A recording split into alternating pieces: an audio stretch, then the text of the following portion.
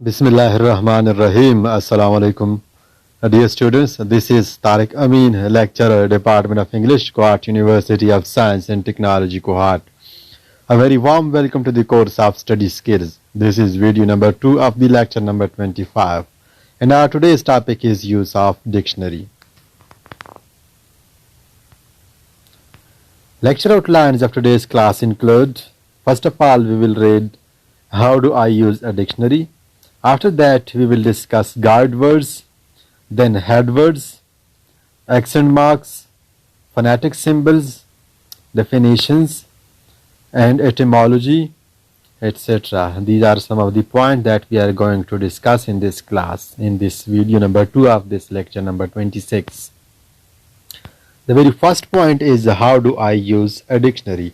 So we can use a dictionary and in dictionary we find different words, and guide words help us find a word. Now what are guide words? At the top of each page of the dictionary you will find two guide words printed in large dark type, and whenever we open a dictionary, we open a printed dictionary, we can find two guide words that are printed in the large dark type, and they are written at the top of each page of the dictionary. Now what is the function of those guide words? These guide words guide us towards all the page. The first word, as discussed, there are always two words written at the top of the dictionary. The very first word that is written at the top of the dictionary is at the top of the page is the same as the first word at the top of that page. For example, if there are 100 words in that on that page, so the very first word, first guide word would be the first word at the top of that page, and the second word is the same as the last word on the page. Two words are written on the top of the page of the dictionary. The first one is the word that is written very first on the page, and the second word, second guide word, is the same as the last page, is the last word on the page.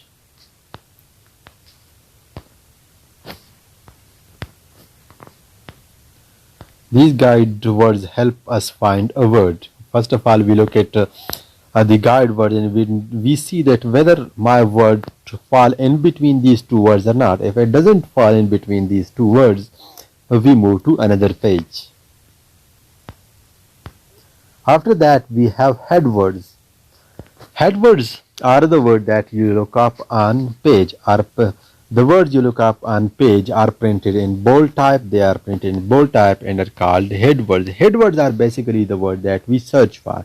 For example, you don't know the meaning of the word photography. Now you look for the meaning of this word in dictionary. Now this is your head word. Photography is head word. So each entry in dictionary is called head word. For example, photography, photograph, all these words are head words. For example, tree. Tree is a head word. You can find it. Book is another head word. So all the words that are there in a dictionary, for example, there are 10,000 words in a dictionary. So all the words are head words. All the words are head words. Whereas guide words are only the words that are written on the top of the page of the dictionary, whereas head words are all the entries in the dictionary. Syllabication. Many dictionaries divide words into syllables. They divide different words into syllables or sound units, often by placing a dot or slash between them. When you look at the meaning of a word in a dictionary, you can also find that the dictionary would see that the dictionary has divided the word into different syllables or sound units. Now, why do the dictionaries divide words into different syllables? Now, let's see what is syllable. Syllable is the shortest possible combination of vowel and consonant sound. For example, photography. There are when you say that desert. In this word there are two syllables, desert. And when you say that comment, comment. In this example, two syllables are there. So words are divided into different syllables. Now the question is, why words are divided into different syllables? Knowing where to split a word, the words are divided into different syllables in order to help the speaker, in order to help the user, that when they want to split a word, they can so that they can split it correctly. For example, when you write something on a page, and you on the very at the very end of a line, you see that I can't write complete words, so you split the word. Now where should you split the word? You should split the word at a particular syllable. Knowing where to split a word correctly is useful when you cannot fit the whole word on a line. When you cannot fit the whole word on a line, you can split it, and must happen it onto the next line. When you reach at the end of the line, for example, you write a sentence, you reach at this point here, and over here you have to write a word, but you can't write the complete word over here in this example, so you can split the word, but you should split it at a particular syllable. And when you split it, you should write hyphen. You should write hyphen over here at the end of the sentence, and you should write hyphen at the very beginning of another sentence, as you can write it at the beginning of another sentence as well. This is how syllabication helps us. Now look at this word syllabication. There are 1, 2, 3, 4, 5. There are 5 syllables. Syllabication. There are 5 syllables in this word, and this word has been divided into 5 syllables with the help of this dot. Now if you want to split this word, you can split it in over here, you can split it here, you can split it here and here. This is how syllabication helps us. So dictionaries also divide different words into syllables. Phonetic symbols. Students of such fields might not know what phonetic symbols are, but the students of linguistics know what phonetic symbols are. Phonetic symbols are the funny looking symbol that follow the head word. They follow the head word and are set off with backslashes. They are divided, they are set off with this backslashes, and they can be found just after the head words. For example, these symbols are phonetic symbols. They are not as mysterious as they look. And they show you how do they help us? They show us how to pronounce words correctly, even if you have never heard or seen them before. For example, you come across a word and you don't know its pronunciation. You just search it in dictionary, and you don't know how to pronounce it. For example, if you are looking for a word in a printed dictionary, the printed dictionary does not provide you with pronunciation, whereas digital dictionaries nowadays provide us with pronunciation. They pronounce words for us as well, and we can listen to those pronunciation and we can correct our pronunciation. But if you are looking for a word in a dictionary, in a printed dictionary does not provide you with pronunciation. Now how can you know the pronunciation of the word? These phonetic symbols can help you correctly pronounce the word. These symbols can help you know how to pronounce a word. These phonetic symbols will help us out in pronouncing words. Even if you come across a word that you have never heard or you have never seen before, still you can pronounce it correctly by looking at the different phonetic symbols, by taking help of the different phonetic symbols. Now what are accent marks? Accent marks are also found in dictionaries.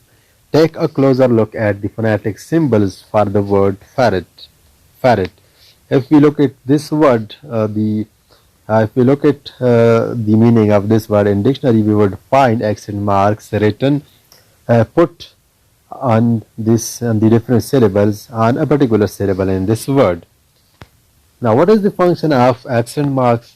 Notice the position of a mark. This is actually accent mark. This is accent mark. This is accent marks. You can find this mark next to fur. This is called an accent mark, and these accent marks tells you put a little more stress on the syllable that follows the accent mark than on the other syllables. Now these accent marks tell us where to put emphasis on a particular word. For example, when you pronounce this word photography, this is not correct pronunciation. Now, how would you know that which syllable must be stressed? These accent marks tells you which syllables must be stressed. For example, in photograph, it is not photograph.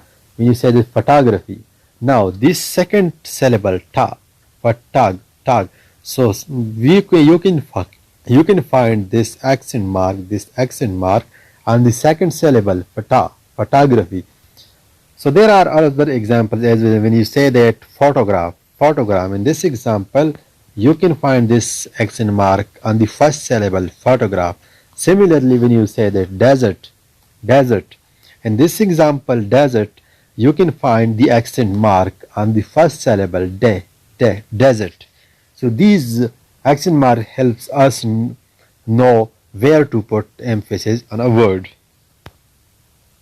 You say ferret, it is not pronounced as ferret. Now, apart from these accent marks, phonetic symbols, dictionaries also tells us about the part of speech of a particular word. For example, the dictionary gives you information about whether a word is noun or whether a word is pronoun, noun, adjective, pronoun, etc. They tell us also about the part of speech of a word. For example, they tell us whether a word is noun, whether a word is verb, whether a word is an adjective, whether a word is an adverb. So they also tell us about the part of speech of a word. For example, when you say that you don't know the part of speech of this word photography, so you can look at dictionary. There you will find this word and this letter N, which means that photography is a noun. Special forms. Dictionaries also contain information about special form. If a word has some special forms, they are listed after the part of speech. If a word has some special form, where can we find them? They can be found after the part of speech. After the part of speech, after the section where dictionaries provide information about part of speech, they can be found after part of speech. What is the plural of ox? For example, what is the plural of ox? What is the plural of tomato? What is the plural of famula? These words can have some special forms. What is the past tense of dive? What is the past tense of rise? What is the past tense of spell? So these words have some special form, and these special forms can be found after parts of speech in a dictionary. If a word has more than one acceptable spelling, it is also listed here. It is also listed after parts of speech. It is also listed with special forms. Usually, the preferred spelling is given first. Yes, in dictionary you would find that if a word has more than one acceptable spelling, for example, if a word has more than has two or three acceptable spellings, the most preferred spelling would be given first in dictionary. Definitions. Dictionaries also provide us with definitions of different words. For example, many words have several or multiple meanings. In most dictionaries list the oldest meaning first. We can find that different words have different meaning. Different words might have multiple meanings, and most of the dictionaries list the oldest meaning first. The symbol can be an and shows that a word is noun. This means that the first definition shows how the word is used to name a person, place, or thing. When a word is noun, The dictionary shows that how it is used to name a person, place, or thing. The symbol V means that the definition which follows shows how to use the word to talk about an action. So when you look at this symbol V with a word, it means that the word is basically is a verb. And what does it mean when it is used as a verb in a sentence? And what does it mean when it is used as a noun in a sentence? So they define different words as according to their grammatical category. Etymology. This is one more interesting piece of information in the dictionary before the end of the entry. Before the end of the entry, we can also find etymology of a word. Etymology is actually the history or the origin of a word. It is presented in square bracket. It is presented in square bracket or in some dictionary parenthesis and is called the etymology of the word. It is actually presented in sometimes in parentheses, and in some dictionaries it is presented in square brackets, and that part is called the etymology of the word. For example, in etymology we can find when did the word was used for the first time, and who had used it, and in what century, what was the meaning of this word, in 18th century what was its meaning, in 19th century, etc. And in 19th century this word was used with this meaning, in 20th century this word was used with this meaning, and initially this word was used with other meaning. So they also provide us with the etymology of the word. Cross references, they follow some dictionaries contain cross references as well. Now what are cross references? Within the entry, when you look at the meaning of a word, you look up a word in a dictionary. Within the entry you will find the word see, compare, or war of. That directs you to another dictionary entry which will give you more information about the word you first looked up.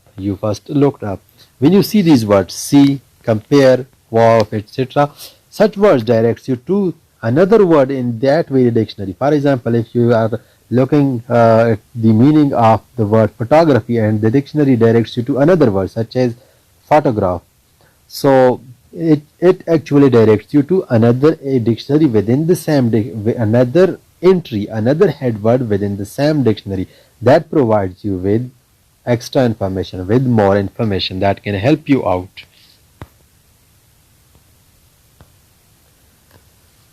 These are the references, dictionary skills by Professor Rima Aljarf. Thank you very much for listening to the video. Allah Hafiz.